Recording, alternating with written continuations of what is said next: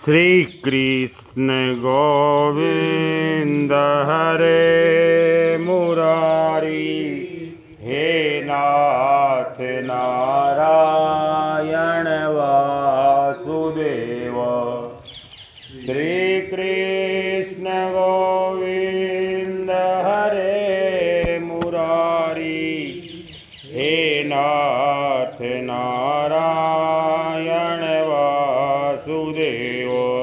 श्री कृष्ण गोविंद हरे मुरारी, हे नाथ नारायण वासुदेव।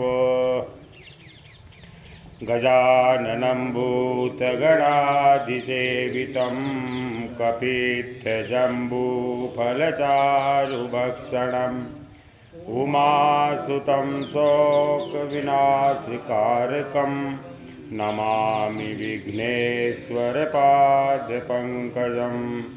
मङ्गलं भगवान् विष्णु मङ्गलं गरुडध्वजः मङ्गलं पुण्डरीकाक्षः मङ्गलायतनो हरिः।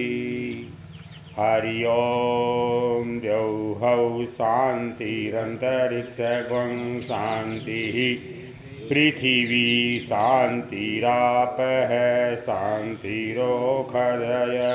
शान्तिः, वनस्पतयः शान्तिर्विश्वे देवाः शान्तिर्ब्रह्म शान्तिः, सर्वगुण शान्तिः शान्तिरेव शान्तिः, सामा शान्तिरेधिः। ॐ शान्ति शान्तिः शान्तिः। श्रीकृष्ण गोविंद हरे मुरारी, हे नाथ नारायण वासुदेव। श्री कृष्ण गोविंद हरे मुरारी, हे नाथ नारायण वासुदेव।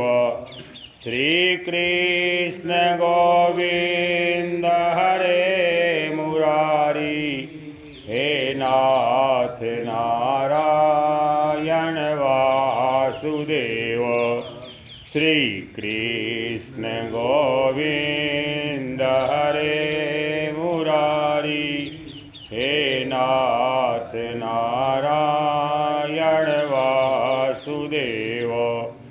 श्री कृष्ण गोविंद हरे मुरारी, हे नाथ नारायण वासुदेव।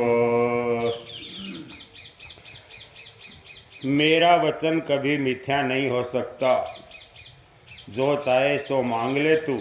कैकेयी को कह रहे हैं राजा दशरथ। कैकेयी जानती थी कि राम कल वन में जाएंगे, मैं आज श्रृंगार कैसे करूं, मेरा राम रावण का नाश करके राज्य संभाले, इसी में उनकी शोभा है। झगड़ा होता है स्वार्थ और लोभ के कारण। वनवास के बिना जीवन में सुवास नहीं आने का, तपश्चर्या के बिना जीवन सुवासित नहीं हो पाता। राम युवावस्था में ही वनवासी बन गए। काम ही रावण है।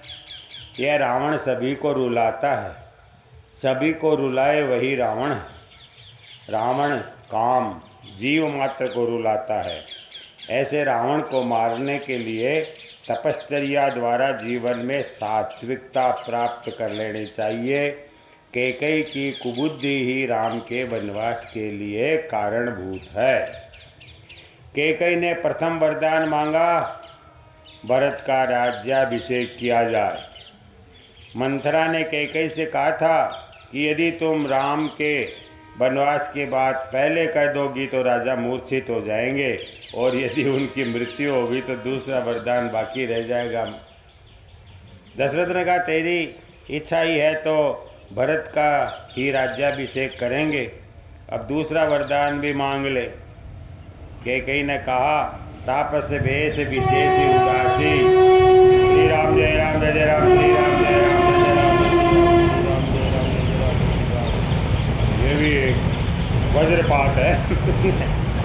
श्री राम जय राम जय राम जय राम, श्री राम जय राम जय राम जय राम, श्री राम। तापस वेश विशेष उदासी। कैकेयी ने कहा कि तापस वेश विशेष उदासी, 14 बरसी राम वनवासी। ये वरदान, तापस वेश विशेष उदासी, 14 बरसी राम वनवासी। इस दूसरे वरदान को सुनकर राजा निस्तेज होकर मूर्छित होकर गिर गए। वे मूर्छावस्था में सीता राम बोलने लगे। मूर्छा से जब जगे तो कहने लगे कि कैकेयी तूने ये क्या मांगा? मेरे राम को वन में क्यों भेज रही है तू? उसने तेरा कौन सा अपराध किया है? राम जैसे सरल बालक को वन में कैसे भेजें? मेरे राम को मेरी आंखों से दूर न कर, मैं राम के बिना जी नहीं सकता। जिए मीन बरु वारी विहीना। पानी के बिना मछली जी सके है।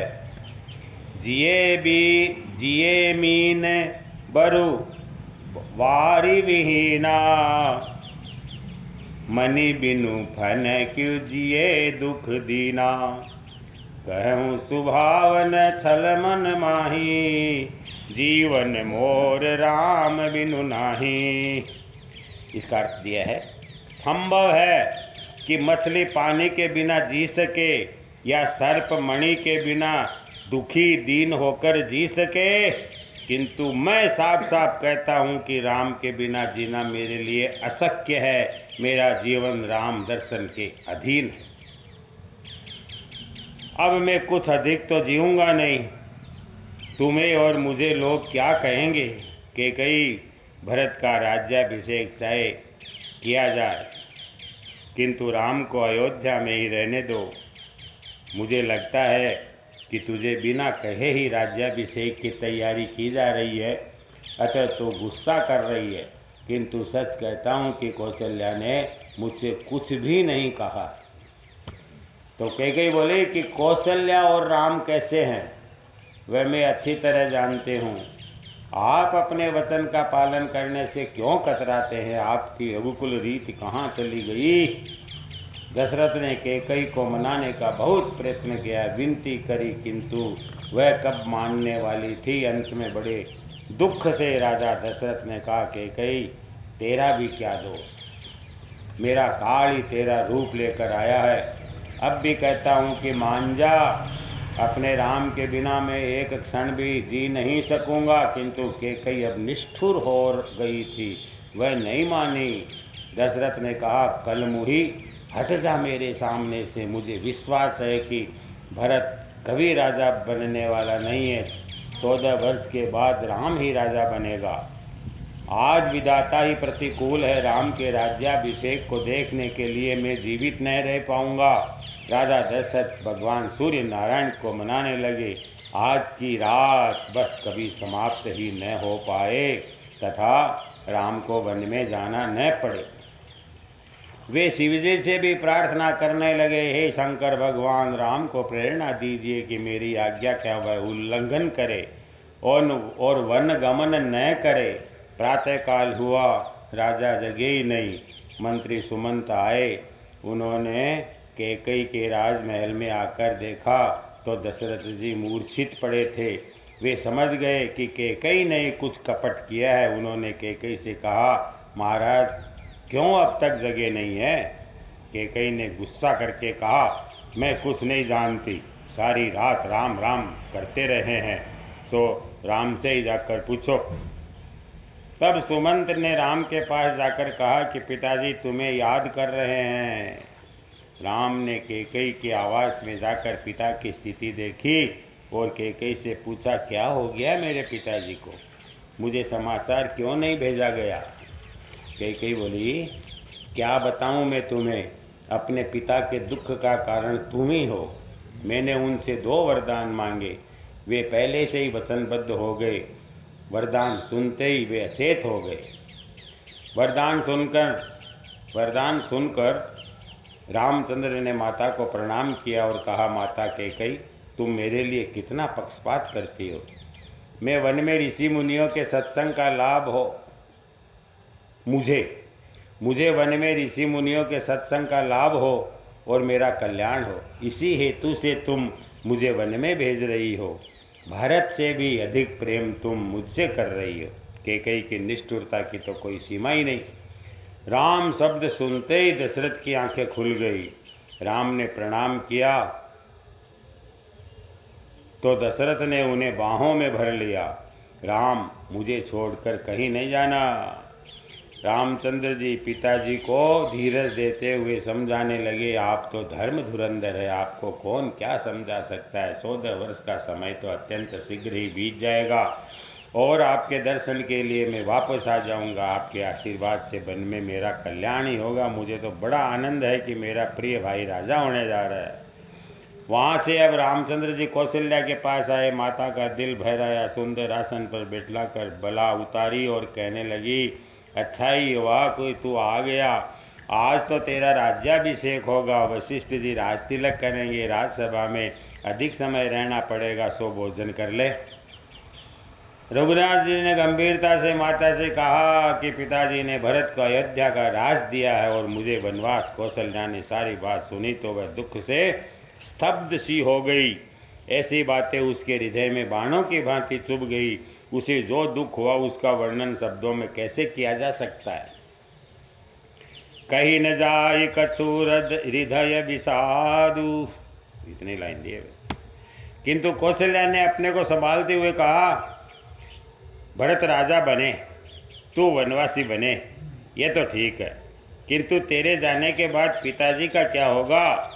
आज तो स्थिति ऐसी हो गई है कि बड़ भागी बनूं अवध अभागी। मैं तेरे साथ वन में जा नहीं सकती, क्योंकि मेरा पतिव्रत धर्म अनुमति नहीं देता है। पुत्र वन के देवता तेरी रक्षा करे। उसी समय सीता जी भी वहाँ आ पहुँची। अपनी सास को प्रणाम करके धरती पर दृष्टि रखकर वहाँ खड़ी रह गई। कौशल्या ने राम से कहा, बेटा ये मात्र मेरी कुल वधू ही नहीं है, साक्षात लक्ष्मी जी है। मुझे तो आशा है कि प्रेम लता फूलेगी फलेगी। बेटे यदि वन में तुझे जाना है तो जा सकता है, किंतु मेरी सीता मेरे पास ही रहेगी। मेरा अपना पुत्र चाहे जो कष्ट उठाए, पराई पुत्री को कभी दुखी नहीं करना चाहिए। जैसे पलकें आँखों की रक्षा करती है, उसी तरह इस सीता की भी मुझे रक्षा करनी चाहिए। राखहु नयन पलक की नाई। राम ने सीता से कहा, तुम यहीं घर में रहोगी तो माता को प्रसन्नता होगी। सास ससुर की सेवा करना भी तो तुम्हारा धर्म है। वन में राक्षस भी होते हैं, वनवास में बहुत कष्ट होता है। वनवास केवल तुझे दिया गया है, तुम यहाँ रहकर सभी की सेवा करना। सीता जी मन में सोच ही रही थी कि प्राणनाथ के साथ मेरे शरीर और प्राण दोनों जाएंगे या केवल प्राण। देरी से सीता ने कहा, आपकी बात वैसे तो ठीक है, किंतु नारी का आधार मात्र एक पति होता है। यदि आपको ऐसा विश्वास है कि आपके विरह में मैं 14 वर्ष तक जीवित रहूंगी तो मुझे यहाँ छोड़कर जा सकते हैं। आपके विरह में मेरे प्राण चले जाएंगे, सो मैं तो भाग्यशाली हूँ, किंतु मेरे शरीर पर भी कृपा कीजिए। और तो क्या कहूँ, आप तो अंतर्यामी हैं। रामचंद्र जी ने सोचा कि इसे यहाँ रहने का अति दुराग्रह न करूँ तो ये गलत पढ़ दिया। रामचंद्र जी ने सोचा कि इसे यहाँ रहने का अति आग्रह करूँगा तो ये प्राण त्याग कर देगी। ठीक है, मैं तुम्हें अपने साथ ले जाऊंगा। कौशल्या बोली कि बेटे, मेरी सीता को क्षण मात्र भी अकेली न छोड़ना। मैं तुम्हारे इस मनोहर युगल का दर्शन अब फिर कब पाऊंगी। तभी लक्ष्मण जी वहां आ पहुंचे। राम ने उनसे कहा, लक्ष्मण माता पिता आदि की भली भांति सेवा करना। लक्ष्मण बोले कि मेरे माता पिता तो आप ही है, यदि आप मेरा त्याग करेंगे तो मैं किसकी शरण में जाऊंगा। मेरा त्याग मत करो। जल बिना मछली शायद ही जी सकती, किंतु राम सीता के बिना मैं जी नहीं सकता। राम भी जानते थे कि लक्ष्मण उनके बगैर रह नहीं सकेगा, सो उन्होंने लक्ष्मण से कहा, माता सुमित्रा की अनुज्ञा लेकर आ जा। लक्ष्मण जी ने माता से सभी बात कही। सुमित्रा ने कहा, केकई तूने तो अयोध्या उजाड़ दी। लक्ष्मण से कहा, गच्छ तात यथा सुखम। लक्ष्मण मात्र तुम्हें ही अपनी सेवा का लाभ देने के लिए राम वन में जा रहे हैं। लक्ष्मण मात्र तुम्हें ही अपनी सेवा का लाभ देने के लिए राम वन में जा रहे हैं। अनन्य भाव से तू राम और सीता की सेवा करना। पुत्रवती जुबती जग सोई, रघुपति भगत जास सुत होई। लक्ष्मण मेरी अनुमति है, अवध तहाँ राम जय राम निवास। उर्मिला आई, एक भी शब्द बोल न सकी, मन ही मन प्रणाम किया। सीता, राम और लक्ष्मण दशरथ के पास आए। दुख संतप्त पिताजी को राम धीरज देते हुए कहने लगे, पिताजी शांत हो जाइए, हम वन में जा रहे हैं, हमें आज्ञा दीजिए, आशीर्वाद दीजिए। इस समय के दुख का वर्णन कौन कर सकता है। दशरथ तो मूर्छित से ही थे। कैकेयी कहने लगी, मेरी आज्ञा ही पिता की आज्ञा है। वे स्वयं तो कुछ भी कह नहीं पाएंगे, बेहोश पड़े हो तो कहें। कैकेयी की आज्ञा से वलकल लाए गए। राम, लक्ष्मण और सीता अपने राजसी वस्त्र छोड़कर वलकल धारण करने की तैयारी करने लगे।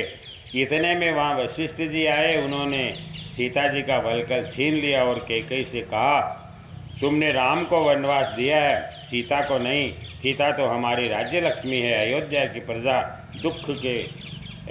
प्रजा दुख के मारे व्याकुल हो गई है।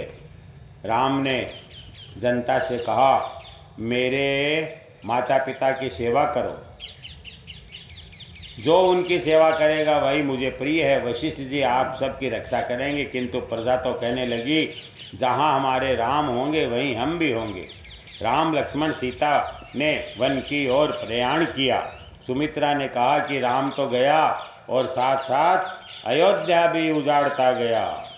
जहाँ तेरा मेरा अपने पराये का भेदभाव है, वहाँ भगवान विराज नहीं रह सकते। दशरथ मूर्छा से जागृत हुए तो उन्हें समाचार मिला कि राम वन की ओर चले गए हैं। ओह, मेरा राम गया तो मेरे प्राण क्यों अब तक बाकी रह गए। मंत्री जी, मेरा सुवर्ण रथ लेकर आओ। राम से कहो कि वह पैदल न जाए, रथ में बैठकर ही जाए, मेरी आज्ञा है। 2-4 दिन उन्हें वन की सैर कराना और फिर सभी को अयोध्या वापस ले आना। यदि राम वापस न भी आए तो सीता को तो अवश्य ही लेते आना। दशरथ की इस आज्ञा को सिरोधार्य करके मंत्री सुमंत रथ लेकर राम के पास आए। कहा, आपके पिता की आज्ञा है कि वन पैदल नहीं, रथ में बैठकर जाइए। अयोध्या उजड़ गई है। सभी तमसा नदी के किनारे आए। मध्य रात्रि का समय है, सभी गहरी नींद में हैं। राम ने मंत्री जी से कहा, ये सब सोए हुए हैं, धीरे से रथ चलाइए कि जिससे कोई जाग न जाए, हम यहाँ से चल दें। भगवान शंकर को प्रणाम करके रामचंद्र जी ने वहाँ से आगे प्रयाण किया। प्रातःकाल हुआ तो राम का रथ श्रृंगवेरपुर के पास आ गया था। इधर प्रजाजनों ने जाकर देखा तो राम का कहीं पता नहीं था। वे सब व्याकुल होकर विलाप करने लगे।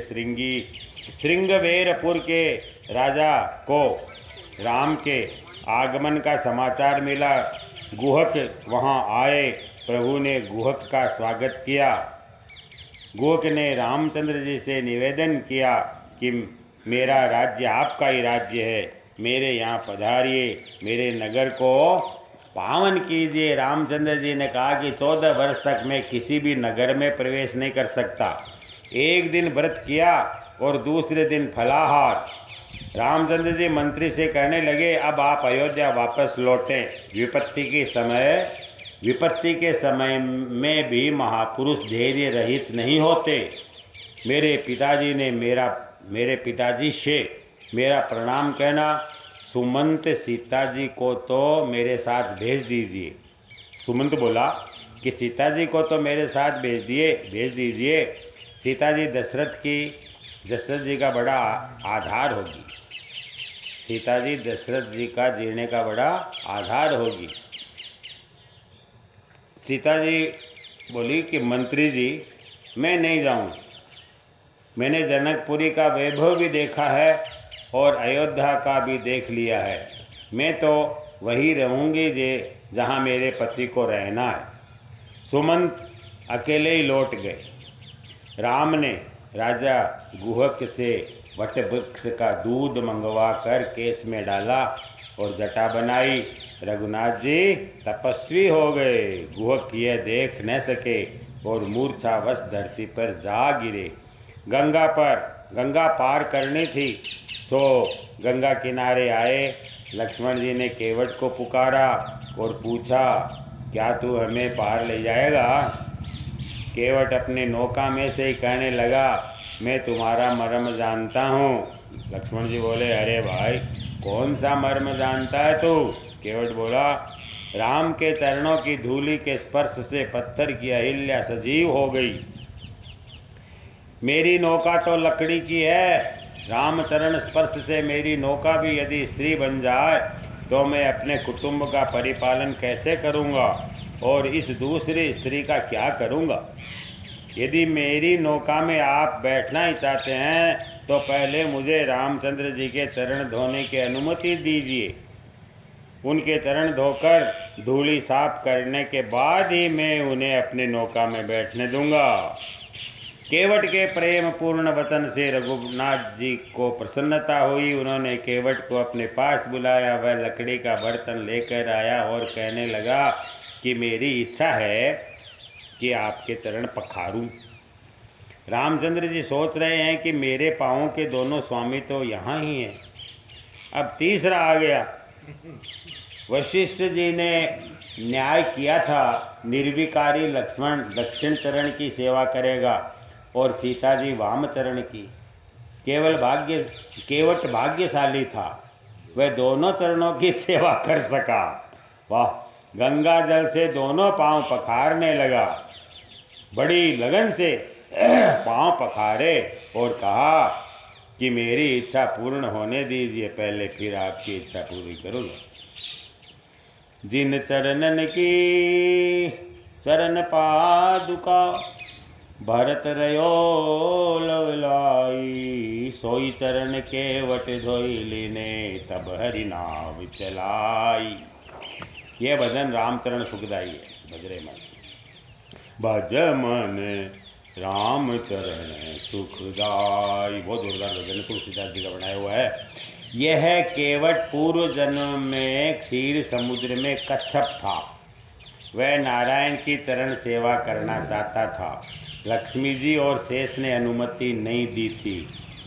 आज लक्ष्मी जी सीता जी बनी है और शेष लक्ष्मण। अगले जन्म में तो आपने मुझे नारायण की चरण सेवा नहीं करने दी थी। आज आप दोनों खड़े हैं और मैं सेवा कर रहा हूँ। वाह! केवट ने राम लक्ष्मण सीता को गंगा पार कराया। केवट ने उनको साष्टांग प्रणाम किया। राम जी ने सोचा कि इसे कुछ देना चाहिए, किंतु क्या दूं? मेरे पास कुछ है तो नहीं। सीता जी राम जी का मनोभाव जान गई। उन्होंने अपनी अंगूठी राम को दे दी। रघुनाथ केवट को वह अंगूठी देने लगे। हम तुझे दाम के रूप में नहीं, सेवा के उपहार के रूप में ये देते हैं। केवट ने कहा, मेरी प्रतिज्ञा है कि साधु संतों को बिना दाम ही पार लगाऊंगा। श्री राम बोले, प्रसाद के रूप में ही ले लो। तो केवट बोला, आज का प्रसंग प्रसाद लेने जैसा नहीं है। 14 वर्ष के वनवास की समाप्ति के बाद जब आपका राज्य अभिषेक होगा तभी मैं प्रसाद ले लूँगा। केवट ने अंगूठी लेने से बार बार इनकार किया तो लक्ष्मण जी उससे स्वीकार करने के लिए आग्रह करने लगे। तो केवट ने कहा, मैं और राम एक ही जाति के हैं जी, मैं अपने भाई से दाम कैसे ले लूं? केवट बोले, केवट केवट से उतराई क्या लेता है, वो तो स्टाफ कोई होगो। लक्ष्मण ने क्रोधित होकर कहा, क्या बकता है तू, क्या हम एक जाति के हैं? केवट बोला, मेरी और आपकी नहीं, कि तुम मेरी और रामचंद्र जी की जाति है क्या? मैं गंगा नदी का केवट हूँ, लोगों को गंगा पार कराता हूँ, तो रामचंद्र जी संसार सिंधु के केवट है, लोगों को सागर पार करा देते हैं। इस जीव को भी संसार सागर के किनारे लगा दीजिएगा। दासु नाम सुमृत एक बारा, उतर ही नर भव सिंधु अपारा। राज्याभिषेक के समय केवट आ नहीं सका था, क्योंकि रामचंद्र विमान द्वारा अयोध्या लौटे थे, किंतु रामचंद्र ने उसे याद करके गुहक द्वारा प्रसाद भिजवाया था। तब तीनों आगे बढ़ने लगे। सीता जी मार्ग में विवेक और संकोच से चलती थी। आगे राम चल रहे थे, बीच में सीता जी और अंत में लक्ष्मण जी। राम और लक्ष्मण के बीच चल रही सीता जी की शोभा की बात क्या करें, मानो जीव और ब्रह्म के बीच माया चल रही है, ब्रह्म जीव बीच माया जैसी। पगडंडी बड़ी सकरी थी, लक्ष्मण कांटों पर चल रहे थे। राम से ये देखा नहीं गया, उन्होंने लक्ष्मण को आगे और स्वयं सीता के पीछे चलने लगे। रास्ते में मुकाम आया, गांव के लोग दर्शनार्थ आए। स्त्रियां सीता जी को वंदन करती जा रही थी, ग्रामजन आपस में बातें कर रहे थे। ऐसे राजकुमारों को वन में भेजते हुए कैकेयी को लाज भी नहीं आई। गांव की स्त्रियों ने सीता जी से पूछा, ये दोनों आपके क्या लगते हैं? तो सीता जी ने कहा, जो गोरे हैं वो मेरे देवर जी है। राम का परिचय शब्द से नहीं, आंखों के संकेत से दिया। श्रुति ने भी परमात्मा का वर्णन निषेध पूर्ण ही किया है। न इति। रात्रि में राम सीता ने दर्भासन पर शयन किया। गुहक और लक्ष्मण जी तोपसी करने लगे। गुहक ने कैकेयी के विषय में कटु वचन सुनाए। गुहक ने कैकेयी के विषय में कटु वचन सुनाए तो लक्ष्मण जी उसे समझाने लगे। ये उपदेश लक्ष्मण गीता नाम से प्रसिद्ध है। लक्ष्मण गीता भी है एक। सुखस्य दुखस्य न कोपि दाता। मनुष्य को उसका कर्म ही सुख या दुख देता है।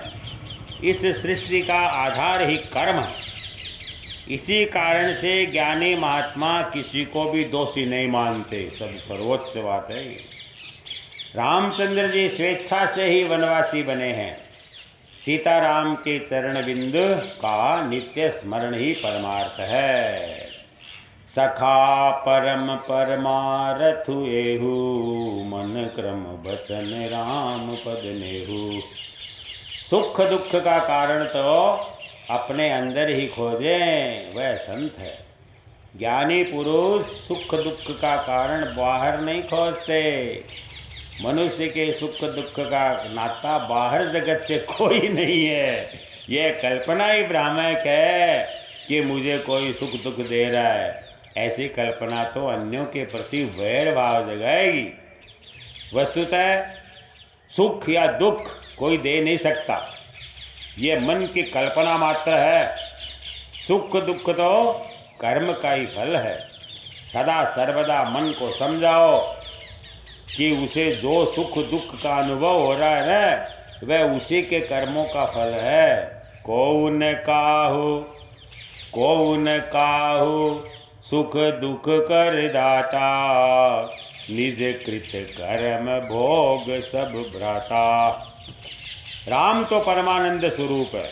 जो उनका स्मरण करते हैं उन्हें दुख नहीं होता, सुख ही होता है। जो उनको दुख होने का तो कोई उनको दुख होने का तो कोई प्रश्न ही नहीं है। जो राम का स्मरण करते हैं उनके मन में कैकेयी के प्रति कोई मनोदुख नहीं है। राम को कर्म का बंधन तो है नहीं, वे कर्म से परे हैं। वे अपनी इच्छा से ही प्रकट होते हैं। जीव को अपने कर्म के कारण जन्म लेना पड़ता है। ईश्वर स्वेच्छा से प्रकट होते हैं, फिर भी परमात्मा लीला करने के लिए प्रकट हुए हैं, तो कर्म की मर्यादा में रहते हैं। जगत के सामने एक आदर्श रखते हैं कि स्वयं परमात्मा होते हुए भी कर्म के बंधन में है। वे स्वेच्छा से ही अवतरित हुए। जीव अपने कर्म से जन्म लेता है, इच्छा पूर्वक जन्म नहीं ले सकता जी। राम कथा कई ग्रंथों में वर्णन की गई है। कैकेयी ने राम को वनवास दिया, कौशल्या माता को अति दुख हुआ। रामचंद्र कहते हैं कि ये मेरे कर्मों का फल है। पूर्व जन्म में मैंने कैकेयी को दुख दिया था, उसका ही फल है। मैंने परशुराम अवतार में जो किया उसका फल ही इस अवतार में पा रहा हूँ। पूर्व जन्म में कैकेयी जमदग्नि ऋषि की पत्नी रेणुका थी और परशुराम उन्हीं के पुत्र थे। एक बार गंधर्व चित्रसेन कई अप्सराओं के साथ सरोवर में विहार कर रहा था। रेणुका ने वह दृश्य देखा तो उसके मन में भी विकार जागा और कुछ असंतोष भी जागा। इन अप्सराओं को जैसा सुख मिल रहा है वैसा तो कभी मुझे मिला ही नहीं। रेणुका को लौटने में देर हुई तो जमदग्नि जान गए कि रेणुका ने मन में व्यभिचार किया है। जमदग्नि खिन्न हो गए। उन्होंने पुत्र से कहा, तेरी माता ने पाप किया है, उसकी हत्या कर दे। पिता की आज्ञा सुनकर बिना कुछ सोचे विचारे ही परशुराम ने रेणुका का शिरोच्छेद कर दिया। रामचंद्र कौशल्या को समझा रहे हैं कि उस जन्म में मैंने माता को दुख दिया था, तो इस जन्म में वह मुझे दुख दे रही। महात्मा तो यहाँ तक कहते हैं कि राम ने बाली की हत्या की थी, तो वही बाली कृष्णावतार के समय पारधी का रूप लेकर आया और भगवान को उसके बाण से प्राण त्यागने पड़े। किए हुए कर्मों का फल भुगतना ही पड़ता है। सारी रात लक्ष्मण जी और गुहक बातचीत करते हुए चौकसी करते रहे। सारी रात लक्ष्मण जी और गुहक बातचीत करते हुए चौकसी करते रहे। ब्रह्म मुहूर्त में रामचंद्र जी ने स्नान आदि से निवृत्त होकर शिव जी की उपासना करी। अपने जीवन में कुछ नियम होने ही चाहिए। जिसके जीवन में कुछ शुभ संकल्प नहीं है वह पशु से भी नीचा है। नियम के पालन के अभाव में मनुष्य पशु से भी बदतर हो जाता है। रघुनाथ जी ने जगत के समक्ष आदर्श रखा कि वे स्वयं ईश्वर है, फिर भी भगवान शंकर की पूजा करते हैं। गोवक को वापस लौटने को कहा गया, किंतु वह नहीं माना। तो राम जी ने कहा, ठीक है, हम चित्रकूट पहुंच जाएं, तब लौट जाना। भगवान धीरे धीरे आगे बढ़ते जा रहे हैं। प्रयाग में आए और वहाँ भरद्वाज मुनि के आश्रम में पधारे। यदि तुम भरद्वाज बन जाओगे तो तुम्हारे भी यहाँ भगवान पधारेंगे। भरद्वाज अर्थात उपदेश को कान में भर लेना। भरद्वाज को अर्थ है उपदेश में कान न भर ले। इस जगत की बातों पर अधिक ध्यान देने से कोई लाभ नहीं होता है, परंतु भक्ति में विक्षेप होता है। जगत की बातों का नहीं ध्यान देवा जाना। भरद्वाज अधिक बोलते नहीं है, वे बार बार राम कथा सुनते थे और रामचरण के बड़े अनुरागी थे। राम सीता लक्ष्मण के आगमन से वे बड़े प्रसन्न हुए। आसपास के अन्य ऋषि भी आने लगे। भरद्वाज कहते हैं कि आज तक की कड़ी साधना का फल मिल गया। यह सभी साधना का फल है। भगवान ने एक रात उनके विश्राम के रूप में बिताई। दूसरे दिन प्रातःकाल राम ने मुनि से कहा कि वाल्मीकि आश्रम का मार्ग दिखलाने के लिए किन्हीं मुनि कुमारों को हमारे साथ भेज दीजिए। 2-4 ऋषि कुमार साथ साथ आए। सभी वाल्मीकि आश्रम में आ पहुँचे। वाल्मीकि ने समाधि भाषा में राम कथा लिखी है। फिर से सुनिए, वाल्मीकि ने समाधि भाषा में राम कथा लिखी है। उन्होंने राम जी के प्राकट्य के पूर्व ही रामायण लिख दी थी। इसी को कहते हैं समाधि भाषा। वे तो आदि कवि है, उनके मुख से ही सर्वप्रथम श्लोक प्रकट हुआ था। इससे पहले कोई श्लोक था ही नहीं धरती पर। प्रथम श्लोक क्रौंच वध संबंधी है। किसी पारधी मतलब शिकारी ने एक क्रीड़ारत क्रौंच युगल पर तीर छोड़ा तो एक पंछी मर गया। दो नहीं, दो थे ना, एक मर गया। वाल्मीकि इस दृश्य को देखकर बड़े दुखी हुए।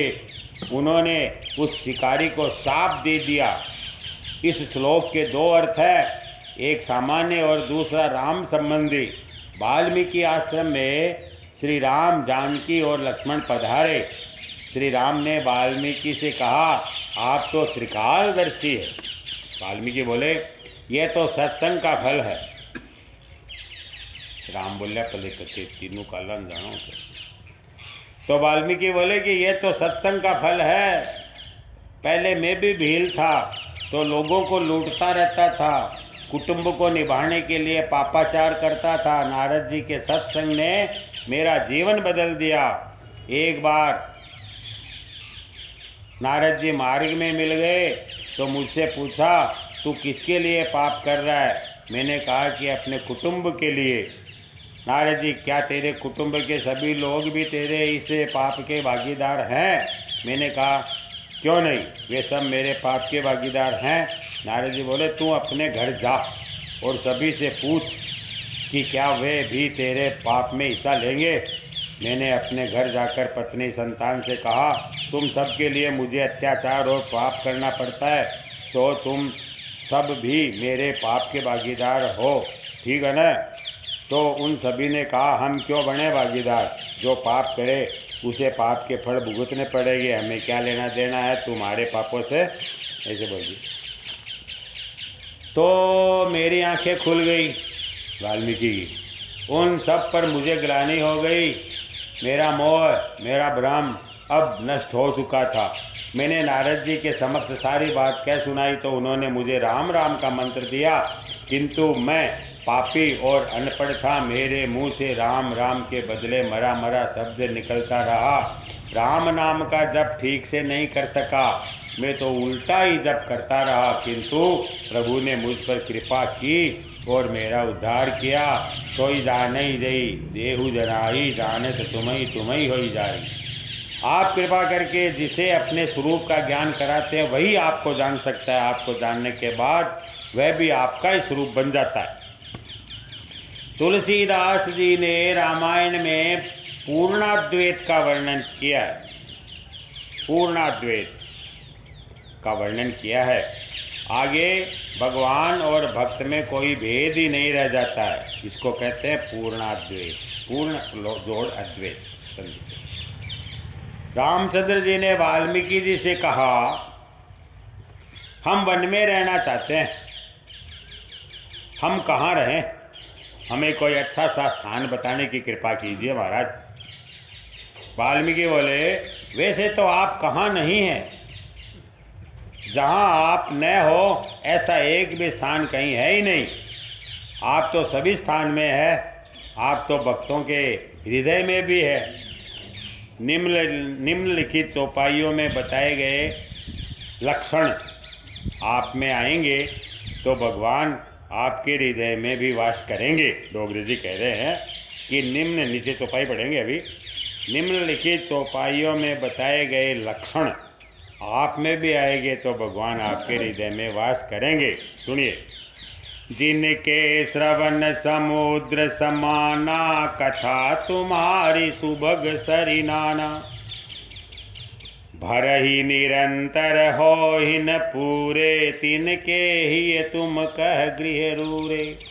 काम क्रोध मन मानन मोहा, लोभन थोबन रागन द्रोहा। जिनके कपट दंभ नहीं माया, तिनके हृदय बसऊं रघुराया।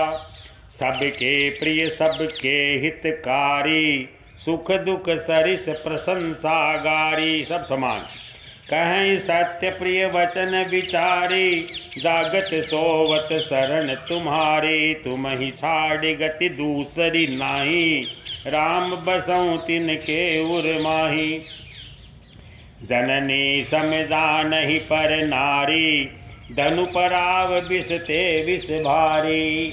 जे हर्षहि पर संपत्ति देखी, दुखित होई पर विपत्ति विशेषी। जिनहि राम तुम प्राण प्यारे, तिनके मन शुभ सदन तुम्हारे। स्वामी सखा पितु मातु गुरु, जिनके सब तुम तात। जिनके मन मंदिर बसहूँ, सिय सहित दो भ्रात। अध्यात्म रामायण के श्लोकों का ये भाषांतर। भक्तों के 14 लक्षण इनमें कहे गए हैं। वाल्मीकि कहते हैं, प्रभु आप निवास के लिए मुझसे स्थान पूछते हैं, किंतु आप कहाँ नहीं है नाथ। आप तो लीला कर रहे हैं, आप चित्रकूट पर्वत पर निवास कीजिए। श्रीमद् भागवत समाधि भाषा में है, वाल्मीकि रामायण भी समाधि भाषा में है। चित्त ही चित्रकूट है, अतः चित्र ही चित्रकूट है। अंतःकरण परमात्मा के स्वरूप का सतत ध्यान करे तभी उसे चित्त कहते हैं। अंतःकरण अपना जो है ये परमात्मा के स्वरूप का सतत ध्यान करे तभी उसे चित्त कहते हैं। परमात्मा का चिंतन सतत हो तभी चित्त कहा जाता है। चित्त का मतलब हमेशा बिल याद करने का नाम चित्त है। चिंतन करना चित्त का धर्म है, निश्चय करना बुद्धि का धर्म है, संकल्प करना मन का धर्म है। एक ही अंतःकरण के ये भेद हैं। पाप होता है अज्ञान से। परमात्मा यदि चित्त में आए तो जीव कृतकृत्य होता है। लक्ष्मण वैराग्य है, सीता जी पराभक्ति का स्वरूप है, राम परमात्मा है। जब भी संकल्प करो शुभ ही करो। हमेशा मानो कि परमात्मा चित्त में बसते हैं। श्री कृष्ण गोविंद हरे मुरारी, हे नाथ नारायण वासुदेव। श्री कृष्ण गोविंद हरे मुरारी, हे नाथ नारायण वासुदेव। श्री कृष्ण गोविंद